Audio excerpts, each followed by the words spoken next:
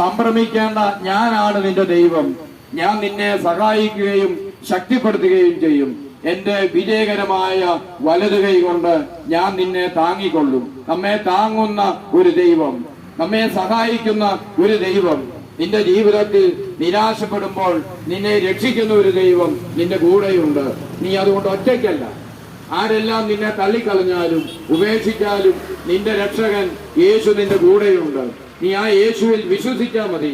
നീ ഏത് മതത്തിൽപ്പെട്ടവനായാലും ഏത് ജാതിയിലെ വംശത്തിൽപ്പെട്ടവനായാലും യേശുവിൽ വിശ്വസിക്കുമ്പോൾ, മനസ്സുകൊണ്ട് ആ യേശുവിനെ ആരാധിക്കുമ്പോൾ, ആ യേശുവിനെ സ്വന്തമാക്കാൻ ശ്രമിക്കുമ്പോൾ നിന്റെ കൂടെ വസിക്കുന്ന ഒരു ദൈവമുണ്ട്. നിന്നെ പരിപാലിക്കുന്ന ഒരു ദൈവമുണ്ട്. നിന്റെ കൂടെ സഞ്ചരിക്കുന്ന ഒരു ദൈവമുണ്ട്. നിന്നെ കാത്തു പരിപാലിക്കുന്ന ഒരു ദൈവമുണ്ട്.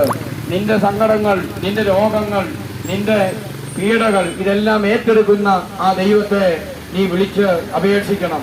ആ യേശുവിനെ നിന്റെ ജീവിതത്തിന്റെ രക്ഷകനായി നീ സ്വീകരിക്കുമ്പോൾ യേശു നിന്റെ കൂടെ യാത്ര ചെയ്യുന്ന, അനുയാത്ര ചെയ്യുന്ന ഒരു വ്യക്തിയായി മാറും.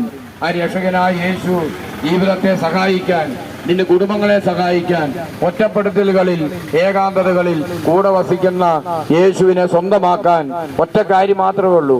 നീ നിന്റെ പാപം ഏറ്റുപറഞ്ഞ് നീ ആ യേശുവിനെ ഹൃദയത്തിൽ വിശ്വസിക്കുന്നു എന്ന് നീ ഒന്ന് പറഞ്ഞാൽ മതി.